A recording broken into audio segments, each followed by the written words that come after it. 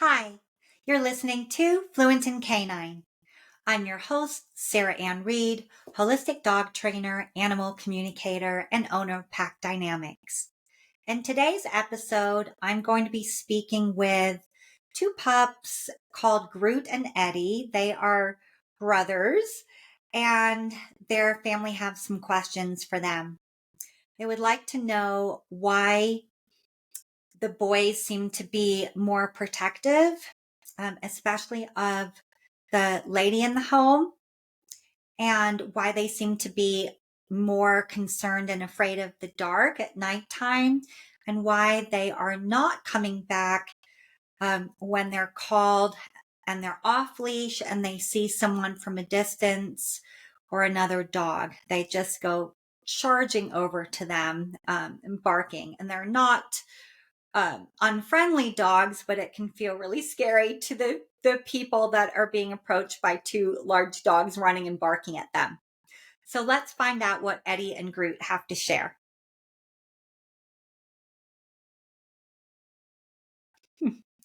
Okay, they're so sweet. Groot is, of course, he's talking first. Uh, he's such a funny boy.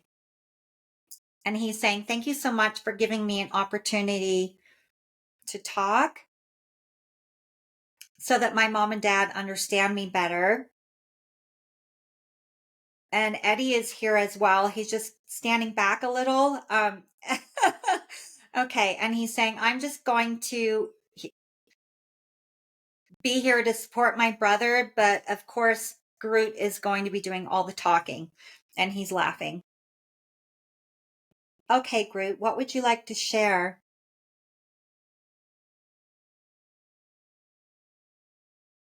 Okay. So as we're maturing now, we're getting a bit older. Our feeling of responsibility has grown. And because we don't have people over to the house very often,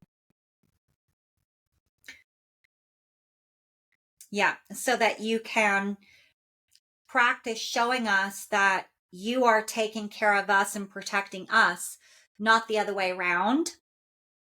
Those random times that you do have someone come into the house,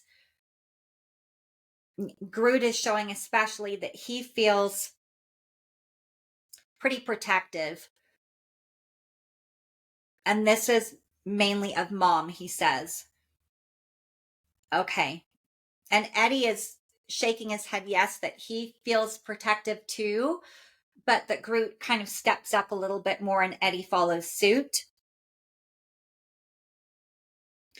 It's natural for us at our age, as we're moving more and more out of the puppy stage, becoming grown-ups, he's saying, that we're likely to question things a little. Uh-huh. And see if we need to protect. Okay. So what Groot is, well, both of them are asking for, Groot is holding the mic, so to speak. Okay, Groot is asking that you invite more people over the house right now. He's saying it's a key time for us in our learning and our growth at this age, that you show us, especially you, mom, that you are taking care of us and that we don't have to worry when someone comes into the house. Yes, okay. Yeah. Because it doesn't happen very often. Mm-hmm. That someone does come over, it's almost startling. It's like, oh my gosh, someone's here. How are we supposed to handle this? Okay. So, yes, going back to all of the training that we did a long time ago with the visitor protocol that Sarah Ann shared with you about how to walk us in like the leader, to show us it's not just about us learning manners. It's to show us as well that you are taking care of us. You are vetting the people coming into the home, because people coming into the home are either the equivalent of the bear who could hurt you or hurt us, another leader, or someone else we have to take care of. And right now, because people very rarely come over and you haven't been implementing the protocol, yes, because it's usually workmen coming over, and you feel like you don't have time, that's caused some confusion for us. And Groot is saying, especially for me. Okay. Okay, so it would be beneficial if Dad were to, if you were to put us in separate rooms, put us in the garage, in our areas when the workmen come. And if someone needs to talk to them, Dad is talking to the workmen, showing them around. And then you, Mom, you walk us out into the living room one at a time. Okay, and he's going to just give you a reminder as to how to do this. You come into the garage with us. You don't look at us. You don't talk to us when you come in, because that would be like saying you're afraid of the person that Dad was talking to. Come in, you sit down on a camping chair or something in the garage. One of us is in the pen. One is, outside of the pen in the other area. You sit down on a camping chair or chair in there. You're owning your space. If we come over to you, we're asking you, are you worried about what's going on? Because I can hear someone else's voice here. Maybe they're here. Yeah, maybe they're here to hurt the family. I'm not quite sure. If we come over to you, it's really important that you push us out of your space without looking at us or talking to us, because that's what will be comforting for us. That's like saying, Groot, you don't need to worry about anything. Everything's fine. We decide who comes into the home. You don't need to. Because he's saying, if you're not owning your space with me, how can you protect yourself and make decisions about who to invite into the home? Okay. So know that it's comforting as long as you don't look at me, you don't talk to me, you're just pushing me out of your space with very calm, confident energy. And Eddie is still in the pen area in the garage while you're doing this. You're just interacting with me at first. And you keep pushing me out of your space until I stop trying to get your attention. I'm not looking at you. I'm not bursting your personal space. And you want to have that space be about 2 feet around you. Once I've given up for 3 minutes, call me over, put a leash on. And then as you're walking me out into the house, okay, make sure that you're not walking straight up to the person that Dad's talking to. Make sure that you give that person that's in the home a really wide berth. If it's a workman, right? Give them a really wide berth, go around the other way to bring me out into the living room. As you're walking me out, don't look at me, don't talk to me. Just have very calm, assertive, I am energy. The leash is slack. You're walking slowly, which you're setting the tone. You're letting me know I'm not worried about anything. And if I walk in front of you, you turn around and walk back 5 steps, wait 10 seconds, and then start walking again. You don't wait until I'm pulling. The moment I go in front, you turn around and you go back a few steps, wait 10 seconds. And you continue doing that as you walk into the living room, and you sit as far away from where the workman is. Sit down, hold the leash like the stake in the ground. Just hold it still. And You're letting me walk wherever I need to. If I come over to you, I'm asking you for comfort. I'm saying, are you sure that everything's okay? If you look at me and talk to me, that means you're concerned about the workman. So you push me out of your space to give me comfort, which lets me know you don't need to worry about anything. We would never have this person in the home if we thought that they were a threat. You don't ask me to sit. You don't ask me to lay down. You just don't interact with me, which will let me know, oh, you're not worried about a thing. Okay. Make sure that one of the dog beds is close by. I've got something to hold in my mouth. One of my chew toys to help me calm down, because that really helps me to have something to chew on when I'm struggling. Yeah, okay. And another part of this is, if as you're walking me out, if I bark at the person, if I lunge, if I growl, if I react in a protective way, I'm protecting my mom. Who is this person?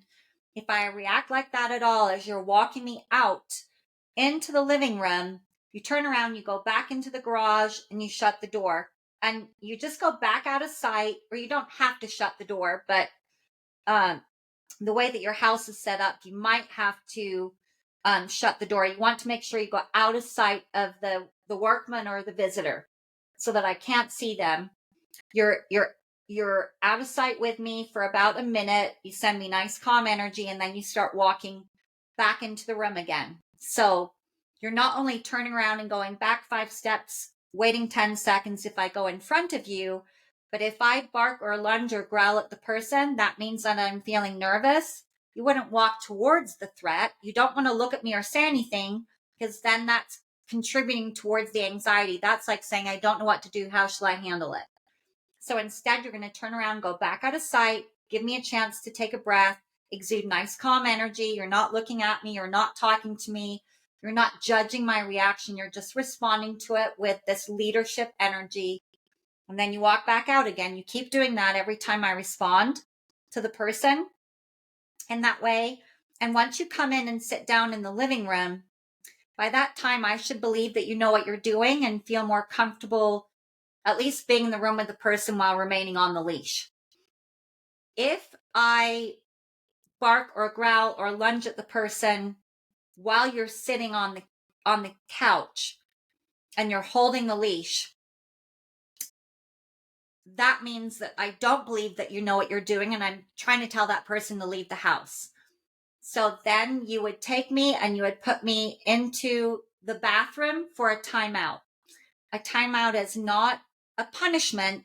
A timeout is actually comforting. What you're doing by escorting me to the bathroom, and you're not looking at me, you're not talking to me while you do this, you're not disappointed, you're not frustrated with me. You escort me to the bathroom. You turn the light on, you're not throwing me in the dungeon, take the leash off so I don't hurt myself in there, shut the door. I'm only in there for a few minutes, right? For about 3 minutes. This lets me know that you really are the leader, because if I was part of a pack in the wild and I said, well, I'm going to make some decisions around here, but I wasn't capable of doing that, I would be shunned for a little while. No one else in the pack would be interacting with me to let me know that is not your decision. So while I'm in that timeout room in the bathroom, I'm processing and saying, oh, well, maybe mom does know how to protect herself, and maybe she is taking care of me instead of the other way around. So it gives me a chance to process, and it gives me a chance to be separated from the person that I'm afraid of so that I can reset. If I do need to go into a timeout, after the 3 minutes, if I'm barking, whining, or scratching on the door, wait for me to take a breath. So bark, bark, bark, breath, then open up the door, go into the timeout room with me, and start the whole process over again. Wait until I stop trying to get your attention for a few minutes, call me over, put the leash back on, and slowly walk me out. And you just repeat that. Okay. And the goal would be that maybe you're while the workman is moving around the house, you're just sitting in the living room for half an hour, maybe. You could be working on your laptop or watching a show, reading a book, just really relaxed, not paying any attention to me, not petting me, because if you're touching me and giving me affection, that means you're comforting me because there's something wrong. So you're still holding the leash. And the goal is that I just get more comfortable with that person being in the home. You would also do the same protocol when a visitor comes over. Okay. And you would not drop that leash until I seemed very, very comfortable with the person. It's also important that the workman or the visitor coming over isn't looking at me, isn't talking to me, isn't saying my name, because that would be like them asking permission from me to be in your home. Okay. He's saying that's a good reminder of what to do and why to do it. It's not just about manners. It's about showing, by walking me into the room like this, it's not just teaching me you need to be calm before you go into the room with a guest. But it's also teaching me I'm leading you into the room. You don't need to lead me. You don't need to be in front, because I would never invite a guest into the home. It's changing my mind about who's protecting who, which will change how I feel and my behavior. Okay. And Groot is saying inviting people over a little bit more often would also be very helpful, because that affects our reaction when we see someone across the way and we're off leash and you're asking us to come and we have selective hearing. We just run over to that person, with or without a dog, and we're barking. Yeah, because we haven't learned how to have manners with people. So we think when we see someone, we're just going to run over. We're so excited. Okay. And all of our manners have gone out the window. Okay. So we need to learn how to have manners with people in the home. So if you usually go out to spend time with friends, if you can invite them over to your home for an hour or something, or half an hour, and then you leave to go out to dinner or go out to do something else, just so that you can practice doing this visitor protocol, he's saying. We really need more practice. Okay.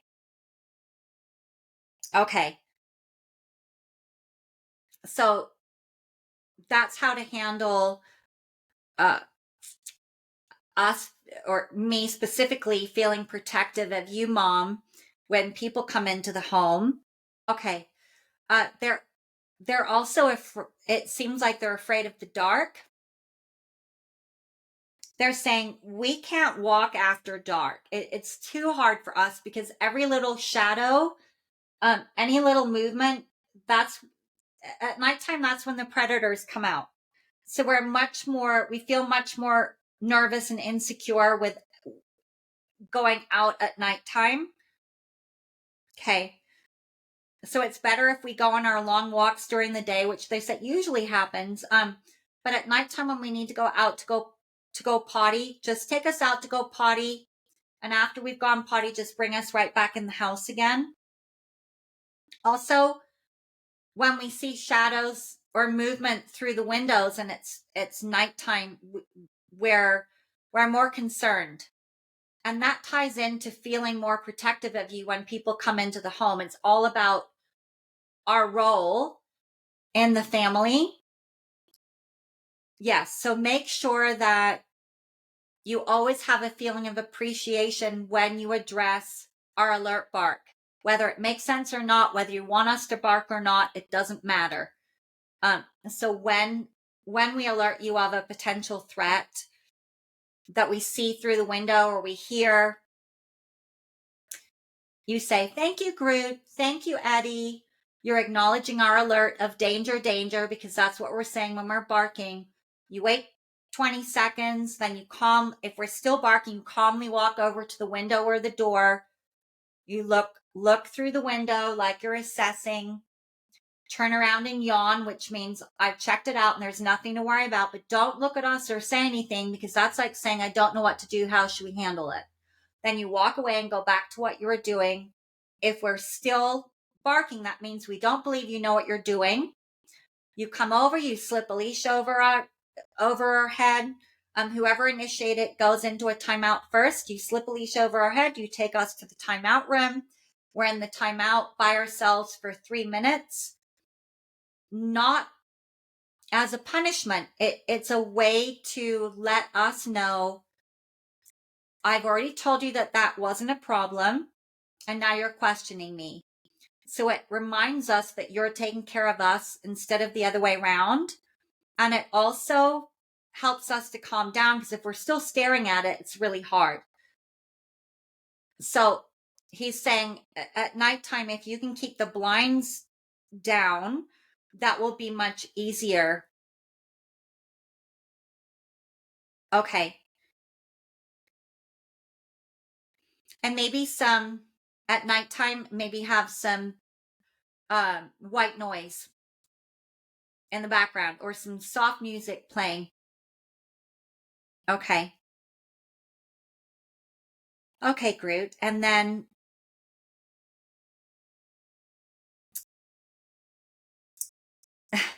sometimes you and your brother see people or dogs from a distance and you're not leaving it. You're not coming back when you're called.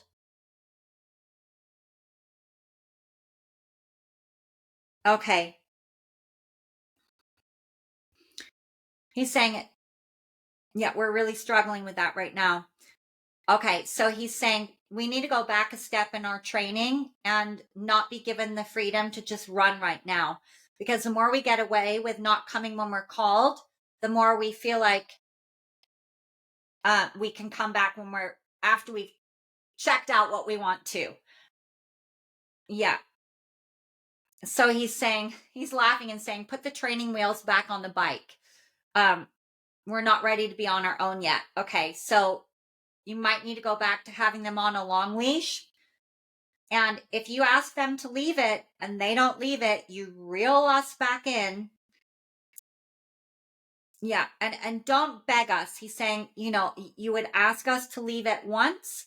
And if we don't, or you call us once, come, Groot. And if we don't come, you reel us back in like the fishing line, and then you're going to do some heel training with us for a few minutes, back and forth in a small space, to let us know you just lost your freedom and you need to pay attention to me out here. Okay. And he's also saying using a whistle to just grab our attention would be really great. So if you have like one blow for come and maybe 2 blows for leave it, so that there's a definition, that would be helpful. And when we do leave it and we do come, we always need to get a really, really high value food reward. You might need to make it a bit higher ranking, something that we don't usually get. The smellier and meatier, the better, he's saying. Okay. But we need to have a consequence if we don't come. And that means losing our freedom and giving us the structure again. He's also saying that it would be really helpful before we go on our walks that you do some heel training in the house with us first, and randomly on the walks, you're calling us back when you don't need to. You call us back, good come Groot, good come Eddie, and then we do some heel training for 3 minutes, and then you ask us to sit. The long leashes are extended again, and then you say, okay, go play, or whatever the release word is. Okay. We need to earn our freedom again. And you're right. It is our age. We're just questioning things more. We're saying, oh, maybe I'll come in a minute. So we need to have a consequence that makes sense to us. Okay. And he's saying, I'm questioning more because my my brother is more sensitive. Eddie's more sensitive and he really wants to please you. Okay. Oh boy. Okay. And then he's saying, yeah. And then Groot is talking about the poop eating.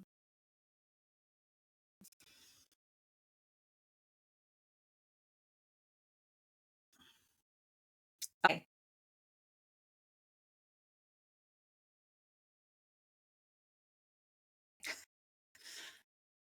he's saying, I smell that poop, and it's like a laser beam pointing towards it. I can't help myself, he says. Okay.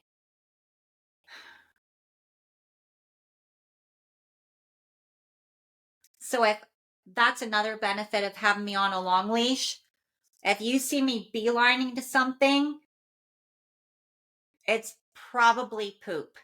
Um, so if you ask me to come and I don't come, you reel me in and you do some heel training with me. If I do come when you call me, or I do leave it, I get a high value treat. And that's the reason that the treats need to be like meat, and maybe even if you warm it up in the microwave before you take us out on a walk and it's in a little Ziploc bag, the smellier it is, the better. The tastier, the better. It has to taste better than the dog poop. And he's saying, I know it grosses you out so much that I eat dog poop, but I can't help myself. It's really hard. Okay. And what you can do as well is practice doing the leave it training by purposely walking past dog poop, but at a distance. If I look at it, if I pull towards it, you ask me to leave it. And if I stop and I look at you for a moment, good, leave it, Groot. And I get a high value, like a piece of steak or chicken or hot dog or something. He's highlighting the steak. Of course he is. Okay. So I get rewarded. He says I need to have more training being rewarded, not going towards it. Okay. Okay. And the final thing that he wants to talk about is chewing on his feet. Yes. When I ask him about his feet, I'm asking if it's allergy related, and he's shaking his head. It's nothing to do with food or allergies. It totally is his stress level because he's feeling more responsible now and it's stressing him out. And that's also why he's feeling more protective of mom. That's why he has more selective hearing with things out on walks and isn't listening. But he doesn't want to feel this sense of responsibility. And he's saying, I've been getting in trouble for feeling responsible. He's saying dad gets really upset with me when I don't listen. And then that stresses him out. Okay. Okay. Okay. And so what he's asking for when I ask him how to help him with his paws and chewing on his paws, he's wanting me to remind you of the emotional energy clearing that I taught you. He's saying go back to that because it feels like it's been a long time since you've done that healing work for him.